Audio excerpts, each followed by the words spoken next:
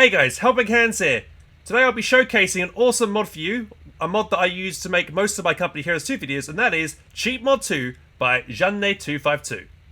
Would you like to build a ton of King Tigers like this? Perhaps you might want to add any type of commander ability to your arsenal when playing. Or perhaps you want to do some testing in a safe environment where enemies can't attack you. Like using this Jagdtiger to see if you can shoot through this hedgerow here. So, first things first, if you want to download this mod, all you have to do is go to Company Heroes 2, go to the workshop page on Steam for Company Heroes 2. Then just type in cheat mod, enter. And then you want to download and choose this one here, the cheat mod 2, not the first one, because the cheat mod 2 is a better version of this, so that's a more up-to-date version.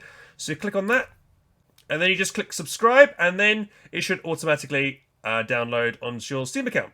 So then once you've done that, you want to go into Company Heroes 2, you want to make a custom game, and then you can go to options, and then what you want to do is you go to win condition, and then you scroll down, and you want to select the cheat mod 2 version that you want. So you've got cheat mod 2 with annihilation, cheat mod 2 with no victory conditions, or cheat mod 2 with the victory points in play. If you choose none, the victory points and annihilation, the victory points will just turn into normal capture points. Okay? So once you've done that, there you go. You're pretty much set to go. And then you load some enemies and some AI or whatever, and then you can test it out. Now, must say that this is a cheat mod for testing things out and for having fun with your friends in custom matches. This isn't a cheat mod so that you guys can cheat in auto match, because I do not condone cheating at all. And you're a scumbag if you do. Alright? So once you've done this, you've got allies and access, and then you just click start game. It's just to say here, cheat mod command mod 2, victory point control here. And then you just click start game. So, as soon as you start a match, what you want to do is, if you've got AI in it, you want to stop the AI from working, right? If you just want to test things out. So what I do is go up to this top, you got this little option up here, cheat mod command mod 2, click on that. And then you want to go to game and AI. And then you want to go to AI itself, and then you want to click all, and then click disable. And then all the AI now will just stop working. They'll do their last move command that they issued to their units, but then everything else will stop, as you can see here, right? And then next thing you might want to do is click on the fog of war and then turn it off. And then we can see through the fog of war on the other side of the map and see the enemy location. You can see it also turns off all the enemy AI as well when you click that. Okay. If you wanted to, you can turn one AI off or whatever, or increase the difficulty if you wanted to do so. You can enable them and turn them off or whatever. So you can manually turn on and off each individual AI if you wanted to do so as well. Now, all the AI is offline, so you haven't got to worry about fighting going on and this, that, and the other, so you can just focus on what you want to do. So, at the top resource you've got here, so you've got resources and population cap. So this is what I do next. So you go to resources, and then you can go set infinite, all resource types. So pay attention to the manpower, munitions, and fuel, and also your command points. If I click on this ability now, boom, that all goes up to max, so 32, and then you've got 9,999 plus, and then that never goes lower than that. Okay. If you wanted to, you could just add 100 of each, or sorry, 1,000 of each here. And you can reset that with that, and it all goes back down to 0 again. So if you wanted to cancel that out. So it's a nice way to go backwards and forwards on that if you wanted to do so. So generally what I do is add infinite. And then another thing I might want to do is speed ups. So if I want to make everything a bit faster, so if I want to build my structures up quicker, I can go to speed ups. And then I can do enable all, or enable individually each one. So if we were going to enable instant production, if I was to do this and make a conscript squad, it'll take some time to make them. If I clicked on that, boom, the squad is instantly made. So if I want to make some more squads, I just click this and you can see them coming out instantly, right? If I want to delete any unit that I don't want, so I've made too many of something, I go selection, I can kill them, or I can delete them. Depends, if you want to make a nice screenshot, if you kill the guys off, their bodies will lie on the ground and blood will be in the way. But if you just want to delete them, selection, delete, they'll just disappear without any blood splatter or any bodies or anything like that. Next one, we'll go to the speed ups again. So we'll go instant construction. So if you want to build tier 1, it's quite slow to build that. Then we click on that, and then boom, it builds it super fast. Same thing goes with like mines. If I wanted to put down a mine, they'll just tap it, Boom, done. So it's really quickly then. And then instant ability recharge, that is your commanders. So if we go down to this commander down here, and then we wanted to do the R2 bombing strike. If we were to, let's just blow this house up, for instance. You see, it's got 55 seconds to recharge it. If I were to click on this ability, instant ready to go again. So this allows me, for instance, to drop multiple ones of these bombs.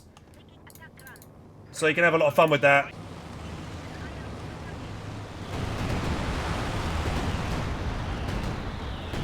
There you go. So you get the idea there. Also, I just want to say that with the ability recharge, it also acts to recharge your unit's abilities as well, not just your commander's abilities. So if I throw a Molotov, you can see as soon as I throw it, I can throw it again. There's no cooldown on that. And I can oorah as well. And just keep oorahing. Potentially spam it. If I wanted to do so like that. So you get the idea. You can also increase your population cap up as well, if you wanted to do so, and lower it. You can also reveal the fog of war and unreveal it for individual players and AI. That doesn't really matter with the AI. Now you've got the clipboard. This allows you to copy and paste things. So let's say you had a flamethrower and you wanted to replicate the flamethrower. You can press copy and then you click paste, and you know, as long as you've got the unit selected and you click copy. So then again, if we click both the squads and click copy, and then we click paste, we'll get 2 of those guys. So basically anything you've selected, you click copy, you'll just be able to duplicate it, which is quite nice. You can clear it as well, so that, you know, if you'll reset that thing. You can hide your taskbar, which, so whenever I'm making a screenshot, right, I always do press this button here. I normally go for 30 seconds so I can angle my camera, right, but I'll just do it for 10 seconds to show off this. So that hides the entire UI for 10 seconds. So you can go up nice and close, get a really nice cool screenshot if you want of your units. If you wanted to do that. You've also got health monitor, suppression monitor, director, and grid. I have never used these before because I'm not really sure how to use them myself. Maybe there will be a tutorial in the future on how to use these ones. But generally, these are just for people who want to kind of make little movies and things like that. Suppression monitor, obviously for, just showing how much suppression your unit has. Okay, so then you've got individual factions here. So you've got Austria, Soviet, OKW, US, and British. And here, for instance, we're playing the Soviets. We click on the Soviets, you can click on infantry, and you can spawn any type of infantry. Okay? You can also click on team weapons here. You can spawn into team weapons, artillery, and things like that. You've got neutral, so you can just spawn in just an abandoned weaponry if you want, like so. You've got light vehicles here you can call on. You've got tanks. The T-70, you got the ISU, basically you got everything you can think of. And then you've also got even campaign things as well. For instance, the things that you're not normally allowed in in multiplayer matches, like Anya. She's a campaign sniper, but you'll never see her doing, you'll never see her in a multiplayer game. And some other things like these transport trucks, which are kind of cool. So you might have some fun with those if you wanted to do so.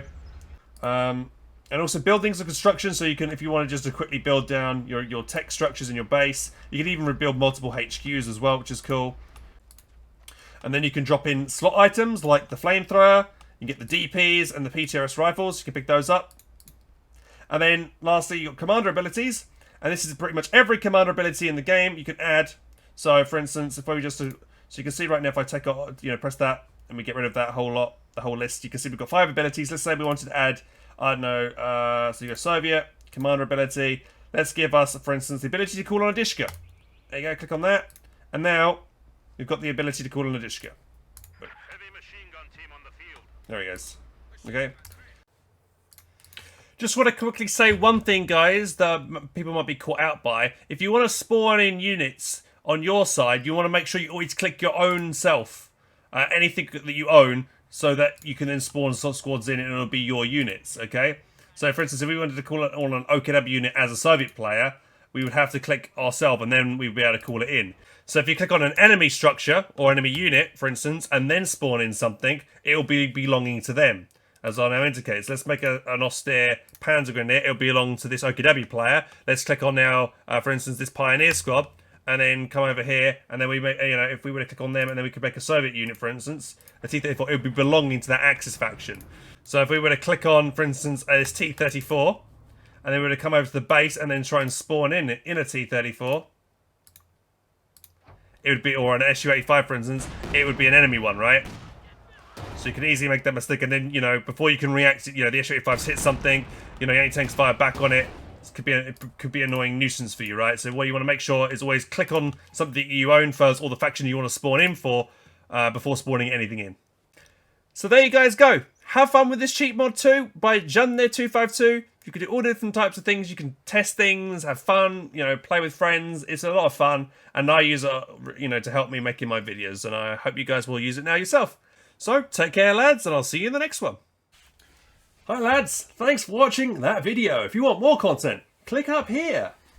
Or click over here to click on other content. But make sure to click on that middle button to subscribe to the channel. Okay, and I stream every single day on twitch.tv/HelpingHans. Catch you in the next one, guys. Take care.